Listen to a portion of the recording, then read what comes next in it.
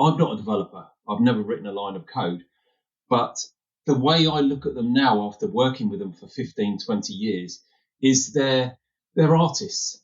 It's a creative process. It's, you've got to think that these people create stuff. It's all in their own mind. They've got to build it all up. They need time. They need space. They need a good environment to work. They need to know what they're doing and why they're doing it, really. This podcast is brought to you by Hey Taco, the only peer-to-peer recognition platform that uses tacos to help teams around the world share gratitude. I'm Doug. I'm Una. This is our podcast, Amazing Teams.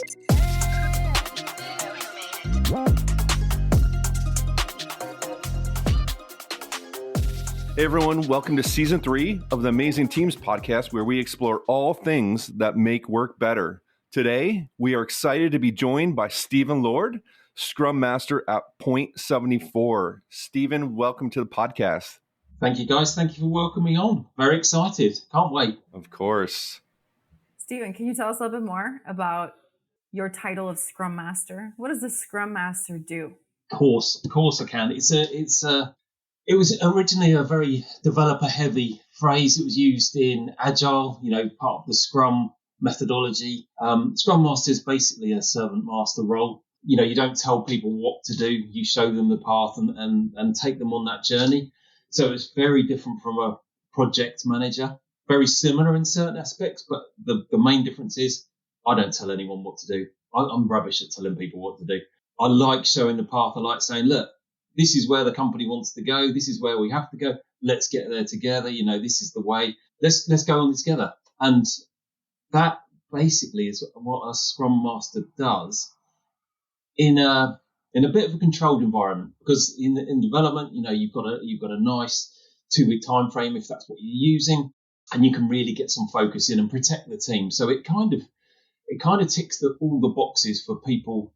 I know we talked about this earlier about kindness and caring, and it's so rare in the modern world to have people that you get paid to be kind, and I know we'll talk about it later, but don't confuse kindness with niceness. And that was something I wanted to just throw back at you. And there was something I read about it, and it was I think it was a kind person tells you if you've got some salad in your teeth, a nice person doesn't. And that to me is the difference between kindness and niceness. Why does the nice person not tell someone they have salad in their teeth?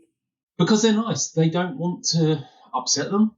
It's that cruel to be kind type thing. You've got to tell the people the truth in a nice way, not in a nice way, in a kind way. But there are certain scenarios, and I'm putting myself out here and saying I'm kind, not nice. I'm nice as well. If someone's got salad in their teeth, do I tell them, well, it's a bit awkward and I feel a bit, do I want to do that? Sometimes, yes. Sometimes I just go, I'll leave it. And usually it's my wife and I don't tell her, and it's hilarious because she then says, did I have something in my teeth? No, you didn't. Sorry. So anyway, that's the Scrum Master bit is interesting because it's working with developers. And Doug, I know you're a developer and you do everything. And as we've said before, a bit legendary. So I am still a bit awestruck here. So I might witter on for a bit. So please stop me. But developers, I'm not a developer. I've never written a line of code. But the way I look at them now after working with them for 15, 20 years is they're artists. It's a creative process. It's, you've got to think that these people create stuff. It's all in their own mind. They've got to build it all up. They need time. They need space. They need a good environment to work. They need to know what they're doing and why they're doing it, really. So if you put a room of artists together and said, right, you're all going to paint and you're all going to do this and I'm going to tell you exactly what to do, what would they do? They'd all just walk out really like herding cats. So that's the way I'm not on a mission to do this, but everyone I talk to, I always say, look at developers like artists, treat them as creative types. And that's exactly what they are. Personality wise, they might, introverted, that's the classic stereotype. Some aren't, but majority just want to get on and, be left alone and do some good stuff. So that's the way I wanted to bring to this, that we need to look at people as people in the workplace, not just, I hate the word resources. Have we got enough resources? Have we got enough capacity? It's not that. Have we got enough skill? Are they motivated enough? Do they want to get out of bed and work for us or work for the project or do whatever? So that is a long story short. So you shouldn't have asked me a question. How long we got? We got plenty of time. Doug, I'm curious, does that resonate with you as a developer and an artist? Of course, yeah. I've had the opportunity to work with some really great Scrum Masters over the years, and the thing that I found interesting about them is their ability to just be really good at bringing people together and facilitating conversations. I see them as very motivational people that kind of they come into the room, they get people talking, they get people asking questions and being curious. So I've seen the Scrum Master role be a very important role. In my previous life. So yes, it does resonate with me. Stephen, you and I didn't talk about this, but I'm so curious. Scrum Masters seem to be leaders, but with no really authority, right? No one is obligated to do what you tell them to. So you recently started your new role at Point 74. You come in and there's these developers and they're like, who is this guy? And why should I listen to him? Yep. How do you get followers to listen to you and, and do their best work when they don't have to? No. But talking to Doug's point, if you've worked with Scrum Masters before, it tends to be when there are problems. So when a team's maybe not functioning as well as it could, maybe when there's, a lot of waste in the system, they don't really know what to do. There's lots of handovers and there's lots of friction in the system. So you tend to bring a Scrum Master in. And I know we've talked about this before, Una, but it's talking to them about their favorite subject. Their favorite subject is themselves, right? Just tell me about your day. Tell me about your work. As a team, I tend to treat a team of people as one. It's like an organism. There's all sorts of moving parts and all sorts of this and that going on. And you can then, if you start talking to them individually and then as a team, you can then start seeing how people react to each other, how they want to do. No one wakes up and wants to do a bad job, right? 99.9% of people get out of bed. They want to do a good job. I want to feel good about what I do. So if there's friction in the day, if there's things that aren't right, especially when people are doing stuff and they know it's wrong, but they're told to do it. We have to do it this way. You have to follow this process. And again, with creative types, you want to allow them that freedom to create and to do what they think is right, but obviously within guardrails. So Point 74 being a classic case of a company that's wildly successful. It's grown within the food industry massively. I've got some stats on it. We can cover that later. But they had a problem. They've just been bought by a private equity firm. They've got some investment. They need to scale. And with all these owner-led companies, it's really hard to scale because, the owners have been doing everything and they've had to, work really hard.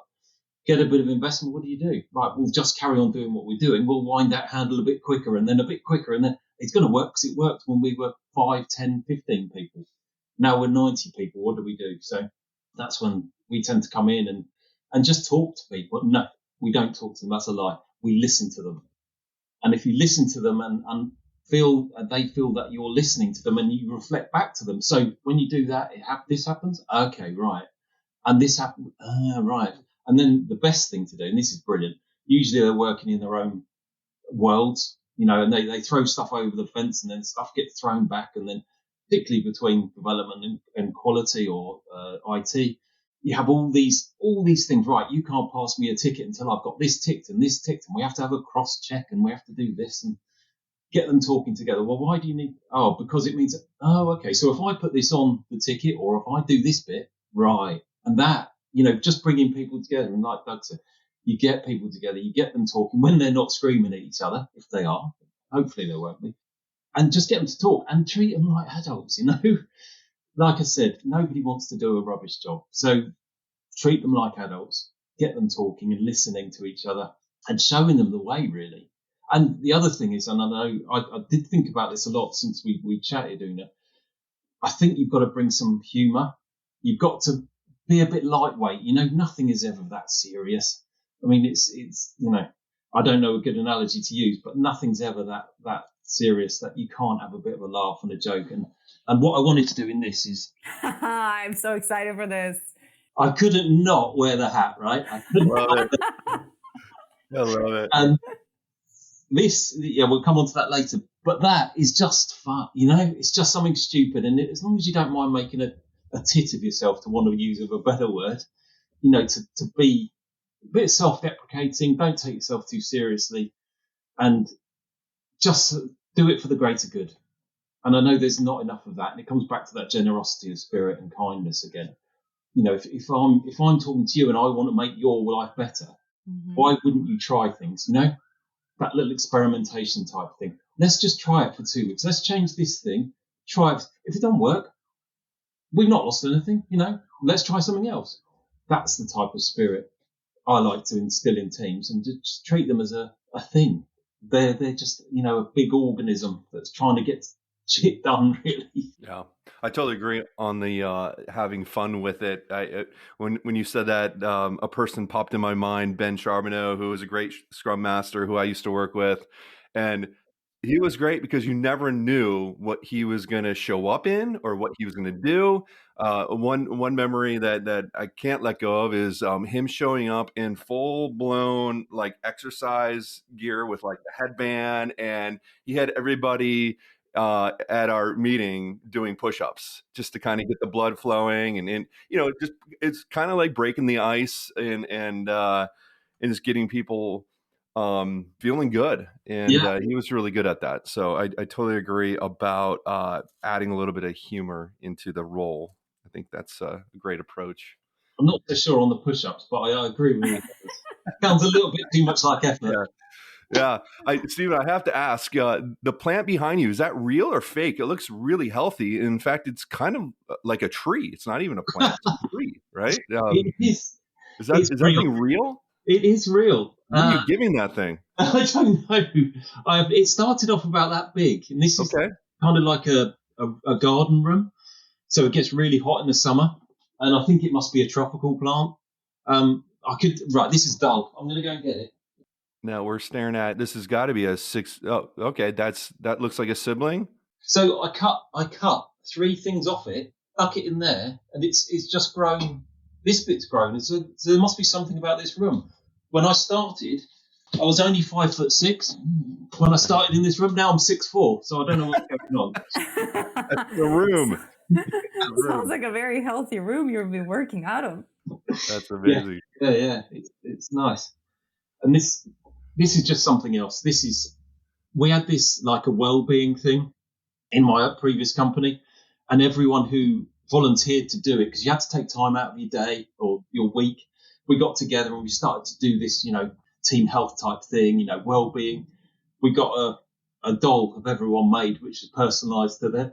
And that's it's those little things, the random acts of kindness. If you can get those in to a team. I haven't started yet in point 74. I don't really think they know what they've let themselves in for, but, you know, we'll go with that.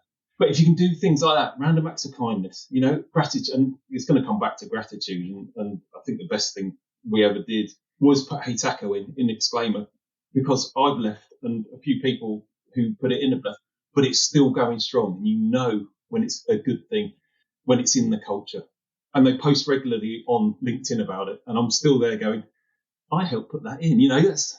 Stephen, how did you have that insight about the importance of kindness and gratitude? Like, was it something that it was instilled to you from your parents, or did you, through your work experience, learn people could use a little bit more of that, or something third? I don't know. I think I've always had this empathy, isn't it? Mm-hmm. I've always had a lot of empathy, and you know, I'm reasonably old now. So when I was a lot younger, the world was a different place, and empathy didn't really exist. So I always thought, why are people being so horrible to each other? You know, and you fit in and you do that. And then when I started work, I thought, well, I've got to be strong, and I've got to be, you know, you don't show emotion, and you can't help people. You've got to go. And then it was, I don't know, it must have been a light bulb moment. I think it was, I used to work in IT support, and I was originally very strict on it, and it was all, no, you can't do this. But inside I was thinking, why can't they just have a new keyboard? You know, I could just do that for them.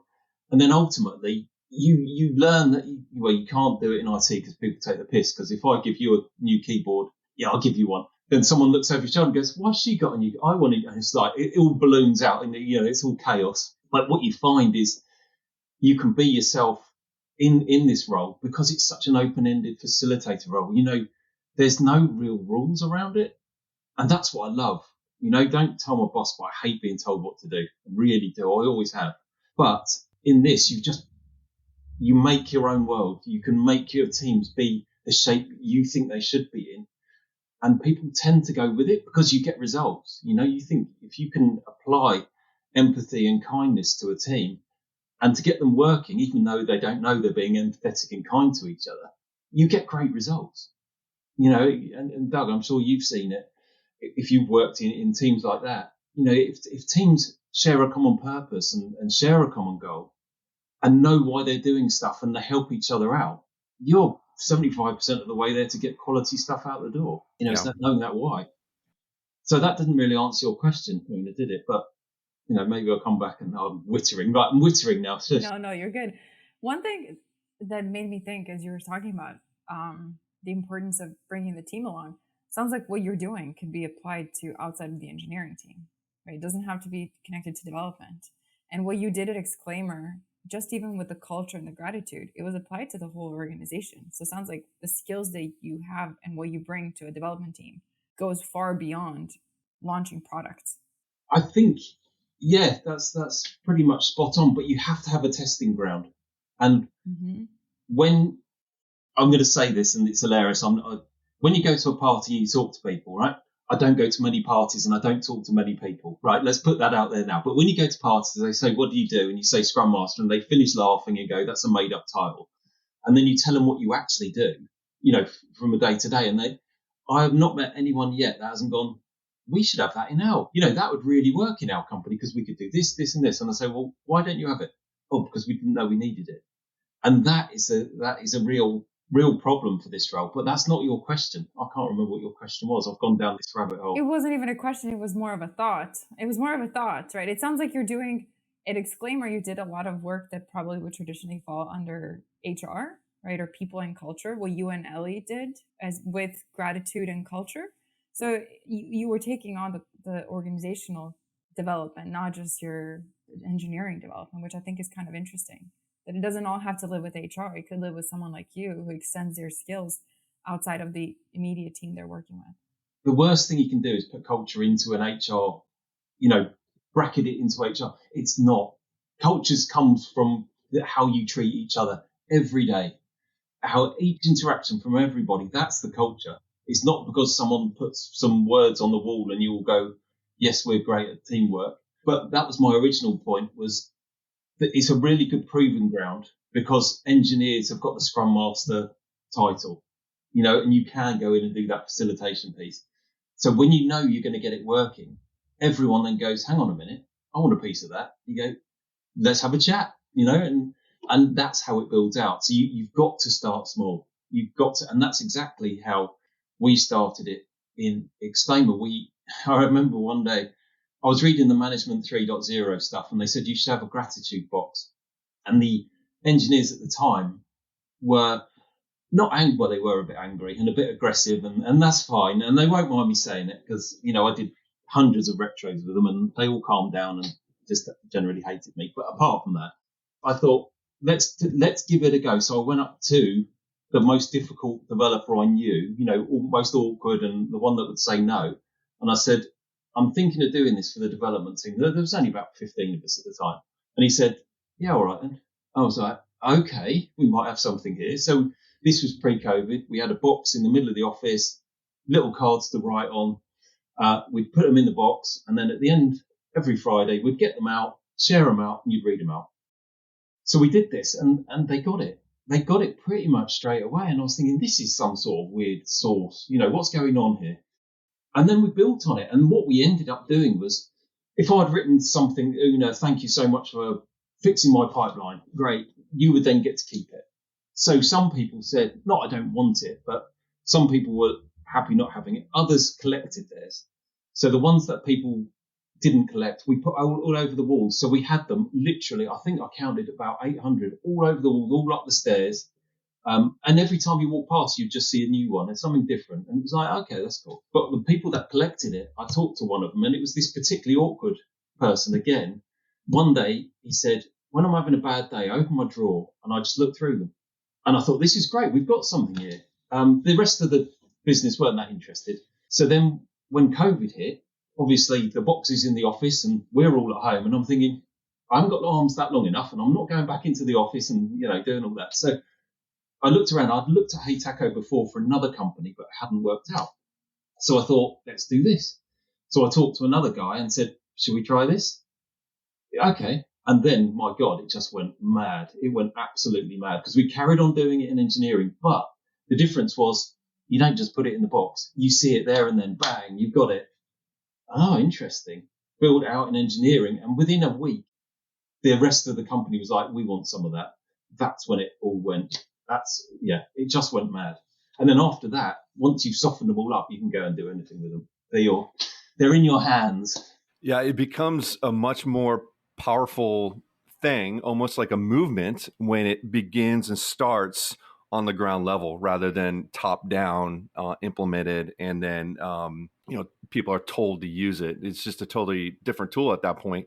So this is a very common story where it starts within a small team, usually a tech team, and then it rolls up from there. I'm curious, since we're talking about it, what was the optics from leadership about it in the beginning? They probably had no interest in something like this, right? Because it wasn't implemented from the top down.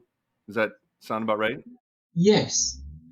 They just let us get on with it because we had built this culture, and it was like, right, we were trying things all the time, not necessarily on this scale, but just different things. And it was kind of like that. It started going.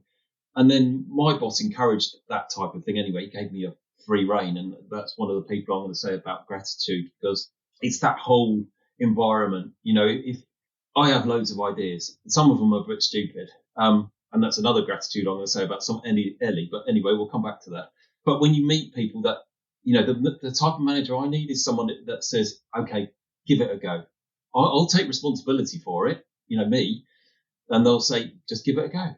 And I'll go and do it. That's the whole thing. So the leadership outside of it weren't that interested. They couldn't really care, though. But within engineering, we knew it was all right. And then once it started rolling out, it's amazing how many people then started taking credit for it. And, this is great. And then we did a load of stuff because what we did was take the values, which were written by the upper management, but we then put those into tacos and had weekly things where whoever gave the most tacos because of this, you would get an Amazon voucher or something like that. And we built it all the way up. And talking about dressing up, I have dressed up as Marge, Mario, in a suit. So I've done all that, but yes, and that's the fun. And it's okay to be a bit maverick, I think. And I think to do this type of stuff, you have to be a bit maverick and to lead and take things on that might fail. And you look like an idiot. And it's like, okay, it didn't work. The number of times I've done that where it hasn't worked out, I can't count. If you don't try and fail, it's really hard to find something that does work, right? Because then you'll wait for the perfect thing and you'll never find a perfect thing. Because even with Hey Taco, someone might look at it and be like, that sounds so ridiculous. I'm going to look like a bozo if I start sending tacos to my team, right? There's a lot. We don't want to look like idiots in the workplace. But sometimes you got to put that hat on and just give a taco and see what happens. The plant's in the way of the hat now, so I can't get to the hat. That's so funny. Stephen, a question for you. When you and I spoke, you said being selfless is underrated and it's important to put your team in front of you oftentimes. What do you think helps people become more selfless? Because obviously we're all human and we want to think about what's in it for us. And how can we all build that, being more selfless? I think you have to have a safe environment in which to work. I think in order to do the greater good, you've got to see that no one's taking the piss, no one's taking advantage of you, because that's the worst thing that can happen. Especially if you're selfless, selfish people will just take. They won't give back. So you've got to make sure you're in an environment where that's not tolerated, but it's not tolerated by the whole team. It's that expectation setting. I don't set expectations of the team. I don't set rules, but you're there to help each other and to have their back. And I think going into a team, if you can show people, I'll do that, I'll take that off you. And it's a thing I always say to devs every time I go in is I'll try and take away as much as I can from you that's not coding, because you're paid to code, right? They're your skills. That's what you love doing. All this admin, all this political nonsense, all you want to do is know what's next, what can I code on, how many customers are using it, how is my stuff getting out in the world and changing things? That's what I try and do. In so much in Exclaimer, I took on doing facilities because it meant if I did that, it meant the IT team could then work on DevOps, which meant we could get the stuff out quicker, which means we could build the pipelines. Instead of, we had a classic situation where they would look after the Azure infrastructure, with all this mail flow going through it, but they were always responsible for the office. So we had one time when there was potentially an Azure problem and one of the toilets was blocked as well. So someone came up to them whilst they're fixing this problem and going, their toilet's blocked. And I was like, this can't go on. We can't do this. So part of it is taking it off them, and then they can say, oh, okay, well, if he's prepared to do that, I'll really dig into what I'm good at and do that. And it's always playing people to their strengths as well. Comes back to that kindness thing. Play them to the strengths. Weaknesses, don't worry about. We'll get somebody in to make up for those weaknesses. If you're no good at admin, why are you doing admin? Why are you estimating it? Why are you logging your time? That's mad. Just get on. It's all about outputs. Look at the outputs. Make sure you're delivering value to the customer. Can't go wrong.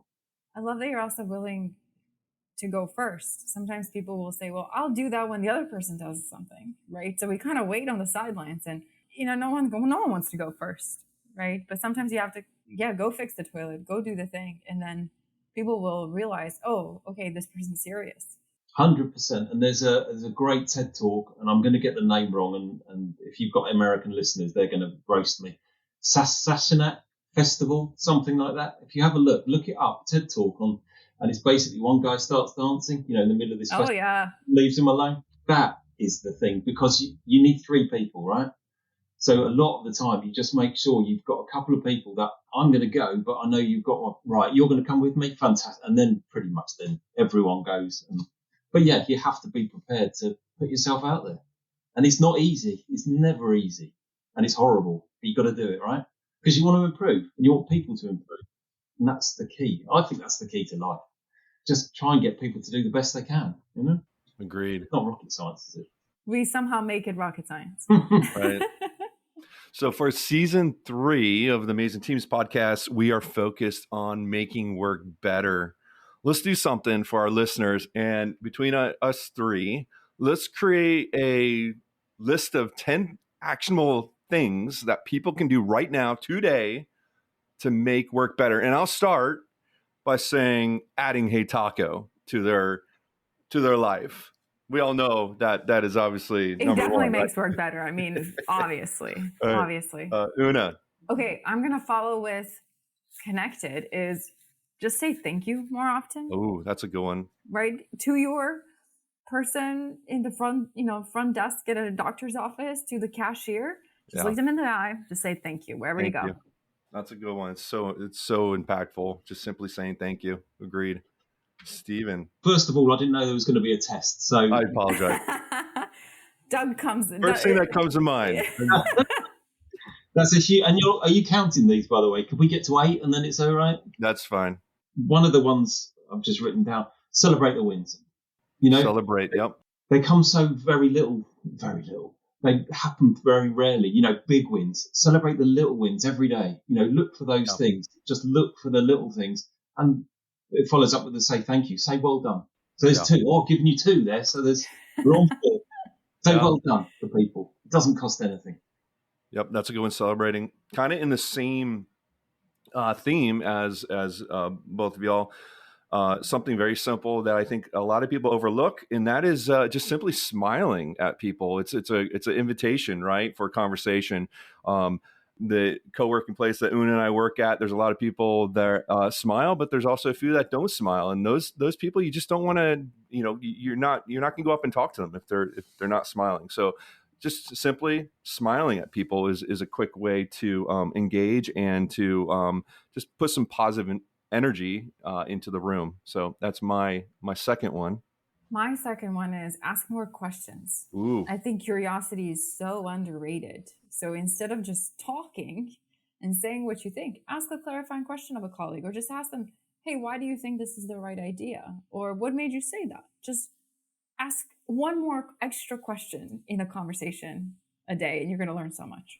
That's a really good one. And I truly believe that makes work better. And Una, you've kind of inspired me about curiosity and being more curious, not only in our work, in our customers, but in the people that we work with. And so I think that's a really good one. Steven, you're next. Well, I'm next. This is fun. This is hard. This is good. Listen, I think I'd say listening, active listening. When you're talking to someone, get all the distractions out of the way, because on this you can see. And half the time you're in a meeting and someone's doing this, you're not really listening. But when you're this, you two are my sole focus. You're the most important things in the world to me today, at this moment, and you'll get my full attention. And if you can do that with people, then why wouldn't you? How does it make you feel? Wow, got all their attention. Fantastic. So listen, active listen. Love that one. Should we keep on going, or let's do one more round, because I just have one, so that's fine. No, you started off. You start off round 3. Okay, my third one is say what you're gonna do and then just do it. And if you need to change, then say that and adjust. Managing expectations is so easy. And to kind of slide and whatever. Just like if you're going to be at work at 9, say you're going to just be there. If you're going to finish a project, just finish it. And if you can, say, hey, something came up. I'm going to do it tomorrow, right? But it builds so much trust with your colleagues when you just say, I'm going to do this, and then you actually do it. I love that one. 100%. That's a good one. My unless you wanted to go next, but I've got one on the tip of my tongue here, Steven, and that is simply just delighting your colleagues. This is something that many businesses they focus on delighting their customers, but that starts internally, right? The teams and companies where they focus on delight, and maybe delight is a core value. When it's happening internally, that's usually when it radiates to the customer, and it's a full kind of effect, full spectrum. And so, for me, my third item here that people can do today is to just simply try to delight your colleagues. I like that one. Like, bring donuts into the office. Exactly. Right? It doesn't have to be something crazy. Right? It really doesn't. Think of other people and try and make their day. And that's a great one. It's sometimes delight involves a little surprise. And so, surprising people with donuts is a great one. Keep them guessing. Keep them guessing. The one I've got is be authentic. And I think that's why I like working with developers, because they'll call you on bullshit straight away. If they smell it, it's like sharks in the water. The minute you're dishonest or disingenuous, wallop, you'll be back down to earth. So you can never, hit the heights, because they'll always keep you grounded. And they'll call you on it. And I love that. I think that's great. Just be authentic, and you've got no problem. Agreed. And that was great. We can keep on going, but I think we should probably move on. I don't want to make Steven work anymore. Work up a sweat over a test. He grabbed the pen. He's been taking notes. I've made all these notes in case you ask me. Well, you have all these notes, Steven. Is there anything on your notes that we haven't covered that you just want to share with people listening?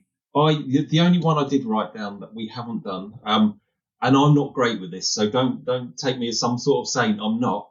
It's check in with people. It comes back to that. I think we're all around the same thing. Just ask people how they are. You can have the usual stuff, but really ask them. And a great inspiration for mine was a guy I used to work. I'm going to call him out as well later on. He said, always ask someone twice how they are. How are you doing? Great. No. How are you doing? And usually on that one, people go, and they'll tell you. And it goes back to being authentic, really wanting to know about people and really caring for them, showing you care for them. And that's a great way of doing it. Yeah, I think that's worthy of emphasizing. Ask people twice how they're doing, right? That's such an actionable, great idea. Yeah, the first time it sounds like a greeting. Yeah. Right? That's how people greet each other. Yeah. So you're like, oh, fine. Like, you just have an automatic response too. I'm good. No, how are you really doing? Yes. Yeah. And if you do it to someone, or someone does it to you, it's really horrible, because the second time you go, oh, they're actually, oh, how am I? Well, yeah, all right, but it's a bit rubbish. And you go, oh my God, that works. Okay, can I add a nuance to that thing, that, Steven? I think the way you ask how you're doing is also important, because if you ask it with, how are you really doing? Yeah. Then the person listens like, I guess I'm good. Maybe I shouldn't be good, right? And if you say, but how are you really doing, right? Then it's like, okay, I can't say that I'm feeling Yeah. shitty today. Yeah. So it has to be neutral. Otherwise, with the way we ask, we can lead the person to be like, maybe I should be more upset than I am, but I'm really not that upset, right? But in our voice, we can tell people what we feel like they should be feeling. Yeah. Now you've got me thinking about if I've said that before and, made somebody say something they didn't mean. Oh my God. Well, cool. Let's talk about gratitude. As you know, Stephen, our podcast here is a Hey Taco podcast, and with Hey Taco, everyone has 5 tacos to give each day to recognize their colleagues for something they've done, or to simply just show some appreciation and put a smile on someone's face. Stephen, who are you giving your 5 tacos to today, and why? Do you know, this was a hard one. This was a hard one because I've got a great wife and 3 great kids, and that's 4 used up straight away. So I thought, no, that's cheating. That's cheating. So can I put family as one? Absolutely. They're your tacos, Stephen. Yeah, they'll always ground you. However far you get in life, they'll always keep you grounded and go, Dad, stop being a knob, or something, whatever they'll do. I've mentioned Ellie Campbell. Ellie, you know Ellie? She is fantastic. We were doing all this culture stuff. She came in, she's a bit like a whirlwind. She's an absolute whirlwind. She's brilliant. And you get her in a room and you start talking about ideas. Oh my God, you have to go, no, right, calm down.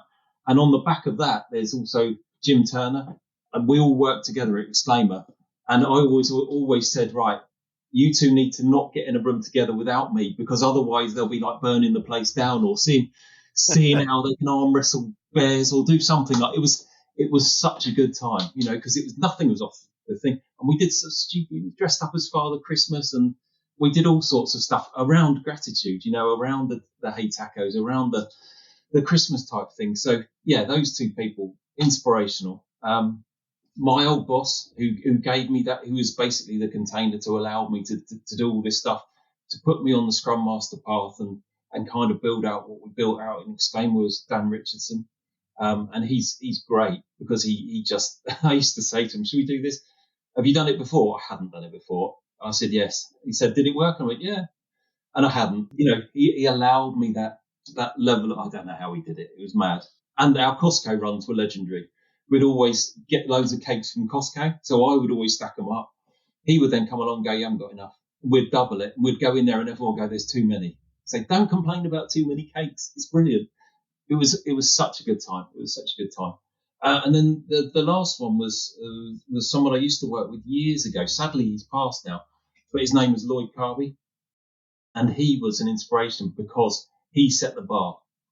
And whenever you did work, you knew you had to get to that bar or exceed it. If you wouldn't even go there with nothing, if you got over the bar, you'd get yeah, that's all right. And if you got fantastic, I've got there, fantastic. If you didn't, he wouldn't want to know you. So, he taught me loads, and it's always do your best. Always do your best every day. Just keep that bar high, because it's all about when no one's looking. How high is your bar when no one's looking? And, people get away with stuff. I can't do that. My bar has to be high, because otherwise I've got Lloyd in my ear going, and I can't do it. So they're my 5. I know, it's a bit of a walk through my world, but yeah, it's good people. And there are tons of other people I've worked with who probably all should get a taco, but you can only have 5, which is just for the day though. They reset tomorrow. Remember, you got 5 more. I have to tell you guys, this is we talk about a lot of interesting stuff on the podcast, but the 5 tacos is always my favorite part. It's like I get chills when people talk about, tacos. Lloyd, right? He's no longer with us, and you still think of him every single day. Wow, that's amazing. And it's that thing, and the way to make you even more chill, even more, you will have influenced people like that, and you still can. And that's the frightening thing. When people come up to you and say, do you remember you said this 5 years ago? And I go, don't listen to me. I'm an idiot. I just make it up on the spot. And they go, no, you said that. We did it. And that's the thing to take. And this is to your listeners as well. Every day you can be affecting somebody's life in a really positive way if you choose to. And it's all a choice. It's all that quality. I love that a lot. Well, Stephen, Thank you for coming on the podcast, sharing your stories and your wisdom. We really appreciate you. You know what? It's been great, and I could witter on for hours and hours, but I love what you guys are doing. You know that, and I wish you all the success in the world, and you're going to get it because it's a great product and great people. Thank you. Thank you, Stephen. Thanks for listening. One of the important things about building a team is gratitude. If you're looking to add more gratitude into your team, check out heytaco.com. We are clearly biased, but it really does work. Use the code AMAZINGTEAMS to receive 15% off for the first 3 months of your subscription.